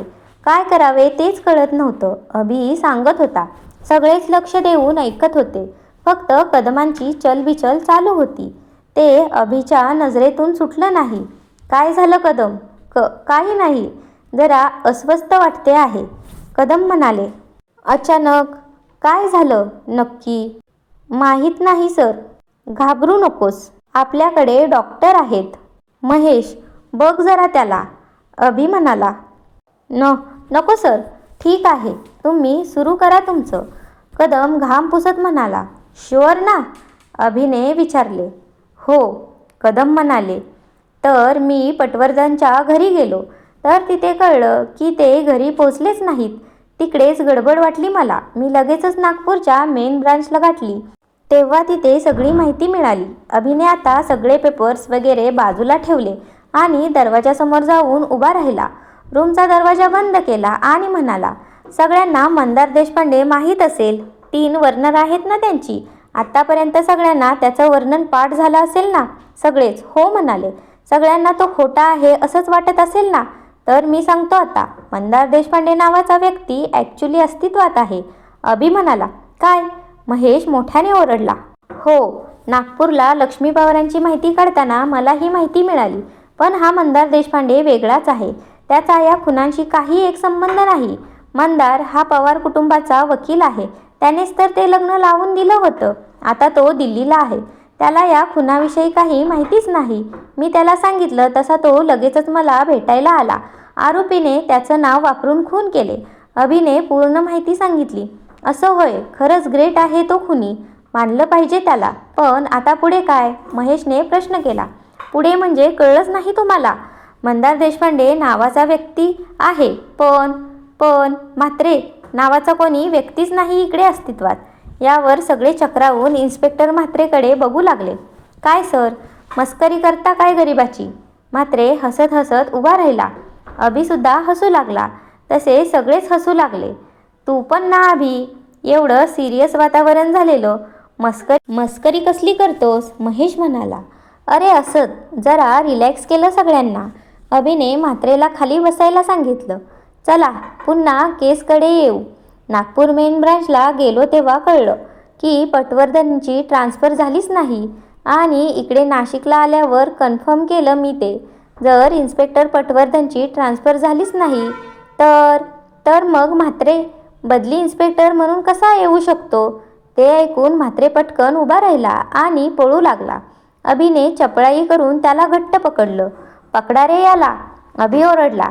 तसे बाकीच्यांनी म्हात्रेला पकडलं आणि पकडून खुर्चीवर बसवलं. महेशला अजून कळत नव्हतं की नक्की काय चालू आहे ते. अभि, पुन्हा मस्करी करतो आहेस ना तू? महेश बोलला. नाही, यावेळी मस्करी नाही, खरं बोलतो आहे मी. म्हात्रे नावाचा कुणी इन्स्पेक्टरच नाही आहे ज्याची बदली या ब्रांचला झाली आहे, बरोबर ना? म्हात्रे उर्फ राकेश पवार. अभि म्हात्रेकडे बघत म्हणाला. म्हात्रे स्वतःला सोडवायचा प्रयत्न करत होता, पण त्याला ते जमलंच नाही. महेश अजून प्रश्नार्थक. इतर जमलेले सुद्धा. सांगतो. मी लक्ष्मी पवारांच्या माहेरी गेलो होतो तेव्हा कळलं की माहेरचं आडनावसुद्धा पवारच. लक्ष्मी अनाथ. त्यांना फक्त एक मानलेला भाऊ. लग्नात त्यानेच फोटो काढलेले, त्यामुळे त्याचा स्वतःचा असा फोटो नव्हता कुठे. पण एका फोटोत जो फॅमिली फोटो होता, सगळ्या पवारांचा फॅमिली फोटो, त्यात त्याचा सापडला. तो फोटो बघूनच सगळं कळलं मला. तो दुसरा तिसरा कोणी नसून इकडे दिवस आपल्यासोबत इन्स्पेक्टर म्हात्रे म्हणून वावरणारा राकेश पवारच आहे. हा बघा फोटो. सगळे फोटो बघून अवाक झाले. अरे पण आपण याला का पकडतो आहे? महेशने विचारलं. याला का पकडलं हेच हा सांगेल. काय मिस्टर राकेश उर्फ इन्स्पेक्टर म्हात्रे आणि उर्फ मंदार देशपांडे? आता सगळे अभिकडे पाहू लागले. म्हणजे यांनी खून केलेच सगळे? सब इन्स्पेक्टर सावंत म्हणाले. हो, मला अगदी पहिल्या दिवसापासूनच गडबड वाटत होती. आम्ही दोघे आलो तेव्हा म्हात्रे सुट्टीवर होता. म्हणजे एवढे खून झाले आणि याने सुट्टी घेतली होती. त्यानंतर एकाही केसची व्यवस्थित तपासणी नाही की पुरावे गोळा करणे नाही. सगळा अजागळापणा. एका इन्स्पेक्टरला मी एवढा अव्यवस्थित कधीच पाहिला नाही.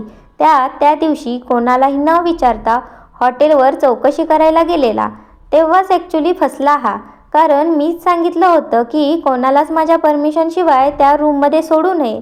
तेव्हा वाटलं यात नक्की काहीतरी गडबड आहे. आणि सर्वात महत्त्वाचं, सावंत. अभि सावंतकडे बघत म्हणाला. तुला तरी माहिती आहे ना, एखाद्या सिनियर इन्स्पेक्टरची बदली होत असेल तर त्याला किती कालावधी लागतो? हो सर, 15 दिवस तरी लागतात कमीत कमी बदलीला. त्यानंतर नवीन अधिकारी येतात. सब इन्स्पेक्टर सावंत म्हणाले. तेच तर, कमीत कमी 15 दिवस. आणि तू म्हणाला होतास की पटवर्धन गेल्यानंतर 2 दिवसांनी म्हात्रे आलेला. मग नक्की झालं की म्हात्रे खोटं बोलत आहे ते. त्याची माहिती काढली आणि आता ती सगळी समोर आहे. अभि राकेशकडे बघत म्हणाला. राकेश, आता तू इन्स्पेक्टर नाहीस, त्यामुळे तुला म्हात्रे बोलणार नाही मी. तर तू सांगतोस का हे काय आहे सगळं आणि का केलंस? अभि थांबला बोलायचा. राकेश शांत होता. स्वतःला सोडवायचा प्रयत्न त्याने कधीच थांबवला होता. थोड्या वेळाने का होईना तो बोलू लागला. मीच लक्ष्मीचा मानलेला भाऊ आणि मीच त्या सगळ्यांना मारलं. राकेश म्हणाला. बरं, आणि का असं केलंस ते पण सांगशील तर बरं होईल. महेश म्हणाला. आणि हो, पटवर्धनचं काय केलंस ते सांग सुद्धा. अभि म्हणाला. म्हणजे पटवर्धन? कदम म्हणाला. हो, पटवर्धनच्या घरी पुन्हा गेलेलो मी. त्याच्या नोकराने नाही पाहिलं त्याला, पण त्याच्या वॉचमॅनने राकेशला बघितलं होतं. ओळखला त्याने फोटो राकेशचा. म्हणजे त्या रात्री हा होता त्याच्या घरी. सांग राकेश, पटवर्धनचं काय केलंस? अभि मोठ्या आवाजात म्हणाला. त्या पटवर्धनला पण मारलं मी. ऐकतच नव्हता. राकेश रागातच म्हणाला. अरे पण का मारलं त्यांना? सावंत म्हणाले. माझ्या बहिणीची केस हँडल करत होता. मला मदतच करत नव्हता म्हणून मारून टाकलं त्याला. राकेश बोलतच होता. सविस्तर सांग. तुझ्या बहिणीने आत्महत्या केली होती ना? अभि म्हणाला. आत्महत्या? छे, तो खून होता. खून? एवढं छळायचे तिला. रोज मला फोन करून सांगायची, मारतात, त्रास देतात, सगळं त्या पैशासाठी. हुंडा पाहिजे होता त्यांना. लग्नात तर काही बोलले नाहीत. लग्न झाल्यावर तिला त्रास द्यायला सुरुवात केली. एवढे मोठे लोक, श्रीमंत, तरी त्यांना हुंडा पाहिजे होता. किती पैसे दिले तरी कमीच त्यांना. लक्ष्मीचा नवरा संजय बोलला, बिझनेससाठी 5 लाख दे, नाहीतर बहिणीला घरी घेऊन जा. कसे बसे जमवले. पुन्हा तेच, वर 3 लाख अजून दिले. माझं घर गहाण ठेवून. तरी तिचा त्रास चालूच होता. राकेश शांतपणे सांगत होता. शेवटी तीच बोलली, मला त्रास झाला तरी चालेल, पण तुला पुन्हा त्रास होऊ देणार नाही. तेच शेवटचं बोलणं. गळफास लावून घेतला तिने आणि त्यांनी आत्महत्या नाव दिलं त्याला. सांगितलं की तिच्या डोक्यावर परिणाम झालेला म्हणून तिने गळफास लावला. मी किती सांगायचा प्रयत्न केला त्या पटवर्धनला, तो पण आमच्याच गावचा. तिला होणारा त्रास मी त्याला सांगितला, तरी ऐकेना. शेवटी केस बंद करणार होता तेव्हा मीच ठरवलं याचीच केस क्लोज करायची. त्याला धमकावलं. त्याच्या कुटुंबाला त्रास देऊन त्याच्याकडून सगळी कागदपत्र गोळा केली. ट्रान्सफरचं खोटं सांगायला सांगितलं त्याला मी. त्याला नागपूरला परत घेऊन यायची म्हणून त्याच्यासोबत निघालो आणि वाटेतच त्याला संपवलं. त्याच्याकडून मला पवार कुटुंबाचे पत्ते मिळाले सगळे. एकेकाला वेळ मिळाला तसं मारलं. पण मंदार देशपांडे हे नाव का घेतलंस तू? महेश मध्येच म्हणाला. त्यालाही मारणार होतो मी. पहिला नंबर त्याचाच होता. त्यामुळे हे लग्न झालं आणि माझी बहीण दूर गेली. पण ऐनवेळी तो दिल्लीला गेला म्हणून वाचला. मग मी इकडे येण्यासाठी पटवर्धनच्या जागी बदली इन्स्पेक्टर म्हणून दाखल झालो. या कोणालाच कळलं नाही ते. मग प्रत्येकाला मंदार देशपांडेच्या नावाने कॉल केले. त्यांचाच वकील ना तो, जवळचा अगदी, फॅमिलीमधला अगदी. त्यामुळे त्याला त्यांच्या घरी कधीही सहज एंट्री होती. त्याचाच फायदा झाला मला. सगळ्यांना संपवलं. खूप आनंद वाटतो आहे आता. त्यांना मारलंस कसं? अभिने विचारलं. मी सोबत काहीतरी घेऊन जायचो खाण्यासाठी. त्यातच गुंगीचे औषध मिसळलं होतं मी. मंदारच्या ऐवजी मी कसा आलो हा प्रश्न सगळ्यांना पडायचा. पण लक्ष्मीचा भाऊ भेटायला आला म्हणून ते मी दिलेले खायचे. मूर्ख लोक. राकेश हसला. हळूहळू शुद्ध हरपली की माझं काम सोपं व्हायचं. एक सुरा घेतला होता मी खास या कामासाठीच. राकेश पुन्हा हसला. किती विकृत होता तो. अगदी सहज सांगत होता. तरी अभिने पुन्हा विचारलं त्याला, पण तू तर मेकअप करून जायचास ना, मग ते कसे ओळखायचे तुला? आणि तुझी उंची कमी जास्त कशी व्हायची मग? मी मेकअप मॅनसुद्धा आहे. विसरलाच वाटते इन्स्पेक्टर अभिषेक. खोटी दाढी आणि केस काढायला किती वेळ लागतो. प्रत्येकाच्या घरात प्रवेश करताना तेच करायचो मी. आणि माझं काम झालं की पुन्हा आरामात बसून मेकअप करायचो. आणि माझ्या उंचीचं ते तर अगदी सोपं. पायात स्टिक लावले की झालं. म्हणजे तितकी उंची वाढवता येते. कन्फ्यूज केलं ना सगळ्यांना. मला तसंच कन्फ्यूज करायचं होतं पोलिसांना. म्हणून माझा चेहरा लक्षात राहावा म्हणून मुद्दामून कोणाबरोबर तरी वादावादी करायचो. मला वाटलंच नव्हतं की मी कधी पकडला जाईल. पण inspector Abhishek, hats off you. कसला हुशार निघालाच तू. ग्रेट. राकेश उत्साहात म्हणाला. शांतता. राकेशचं बोलणं संपलं. महेशला अजून काही प्रश्न होते. पण अभि, तुला कसं कळलं की म्हात्रे उर्फ राकेशच खुनी आहे ते? महेशने लगेच प्रश्न केला. शेवटचा स्पॉट आठवतो ना तुला? मोठी सोसायटी, 3 गेट. हो, त्याचं काय? तिथे मीच कन्फ्यूज झालो होतो. राकेशचं सुद्धा तेच झालं. त्याने एंट्री एका गेटमधून केली, पण जाताना मला वाटते तो गोंधळला असेल. 3 नंबर गेटमधून तो बाहेर गेला. त्यात भर म्हणून शेवटचा खून केल्याच्या आनंदात तो दाढी लावायला विसरला बहुधा. अभि म्हणाला. हे तुला कसं कळलं? त्या वॉचमॅनने मला त्याच दिवशी सांगितलं होतं. जेव्हा आपण चौकशीला गेलो होतो तेव्हा त्याने म्हात्रे उर्फ राकेशला ओळखलं होतं. मला खूप नंतर वॉचमॅनने सांगितलं की म्हात्रे सर त्या रात्री आले होते. तेव्हा मला वाटलं की त्याचं काही चुकते आहे, पण नंतर जेव्हा राकेशबद्दल कळलं तेव्हा मी सुद्धा काही शोध लावला. हा राकेश उर्फ म्हात्रे जेव्हा खून व्हायचे तेव्हा पोलीस स्टेशन असो वा त्याचं पोलीस क्वार्टरमधली रूम दोन्ही ठिकाणी नसायचा, हे मी शोधून काढलं. शिवाय या गाड्या ज्या याने सोडल्या होत्या त्यातली एक गाडी घेताना हा म्हात्रेचा मेकअपमध्ये म्हणजेच जसा त्याचा नॉर्मल लुक आहे तसा गेला होता. मी तिथेच नक्की केलं की हे सगळं म्हात्रे उर्फ राकेशच हे करत आहे. खोटा पोलीस अधिकारी बनून आला आणि खून करून जाणार होता. इतक्यात आपण इथे आलो. ते कोणालाच माहीत नव्हतं म्हणून बरं झालं, नाहीतर हा कधीच पसार झाला असता. आपण आलो म्हणून राकेश पकडला आणि स्वतःच केलेल्या खुनात आपल्याला मदत करायला लागला. आताही मी इथे नाही बघून पळत होता. आईचं कारण सांगून पण मला खरं कळलं होतं म्हणून ही मीटिंग घेतली. त्यासाठी आपल्या पिस्तूल गनची साफसफाईचं नाटक केलं. राकेश मला हत्याराशिवाय पाहिजे होता समोर, नाहीतर इतरांच्या जीवाला धोका निर्माण झाला असता. अभि राकेशकडे पाहत म्हणाला. राकेश, प्लॅनिंग खूप चांगलं होतं, पण आरोपी असाच लपून राहत नाही, कळलं? राकेश हसतच होता. आता मला कोणतीही शिक्षा करा, मला पर्वा नाही त्याची. मी माझ्या ताईला न्याय मिळवून दिला. आणि राकेश मोठ्याने हसू लागला. अभिने त्याला घेऊन जा असं सांगितलं. सावंतला त्याची केस फाईल बनवायला सांगितली. अभि, महेश सोडून बाकीचे सगळे पोलीस स्टेशनला परतले. दुसऱ्या दिवशी सकाळी सगळे पुन्हा पोलीस स्टेशनमध्ये जमले. एका नवीन पोलीस अधिकारीची तत्काळ नियुक्ती त्या ब्रँचवर करण्यात आली. योग्य ते पेपर्स आणि माहिती गोळा करून राकेशच्या नावावर केस उभी केली गेली. संध्याकाळपर्यंत अभि महेश मोकळे झाले. आता मुंबई जाण्यास मोकळे दोघेही. अभि त्याचं सामान भरून तयार होता. हॉटेलच्या गेटजवळ महेशची वाट बघत होता. 5 मिनिटांनी महेश आला. आता दोघेही त्यांना घेऊन जाणाऱ्या गाडीची वाट बघू लागले. दोघेही गप्पच होते. महेशने विषय काढला. किती किळसवाना प्रकार ना. फक्त त्याच्या बहिणीची केस बंद केली म्हणून पटवर्धनसहित पूर्ण कुटुंबाला संपवलं त्याने. ॲक्च्युली हे मी सांगितलं नाही कोणासमोर. तुला सांगतो. राकेश काय बोलला आपल्याला? त्याच्या बहिणीला मानसिक आजार होता असं ठरवून ती केस क्लोज करत होते ना? हो, बरोबर, महेश उत्तरला. पण राकेशच मानसिक रोगी होता. त्यावर महेश चाट पडला. हो, मी जेव्हा त्याच्या नागपूरच्या घरी गेलो होतो ना तेव्हा मला त्याच्या शेजाऱ्यांकडून ही माहिती मिळाली. शिवाय गेली 2 वर्ष तिथे त्याची ट्रीटमेंट चालू आहे. तो सुधारत होता. इतक्यात त्याच्या बहिणीने आत्महत्या केली. ज्याची या जगात फक्त एक बहीणच होती, त्याला ती सोडून गेल्यावर काय वाटलं असेल या पवार कुटुंबांचे सुद्धा कळलं मला.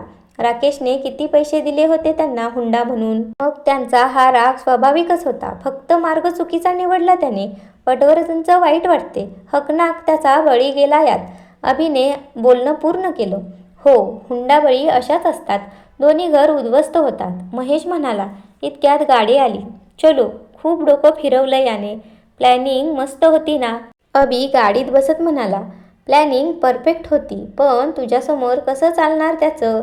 हॅट्स ऑफ यू, इन्स्पेक्टर अभिषेक, महेश हसत म्हणाला. अभिही हसू लागला ते ऐकून आणि गाडी सुरू झाली. दोघे निघाले पुन्हा मुंबईच्या वाटेवर. कथा जर आवडली असेल तर आपल्या चॅनलला सबस्क्राईब करा. तसेच व्हिडिओला लाईक आणि कमेंटही करा. धन्यवाद.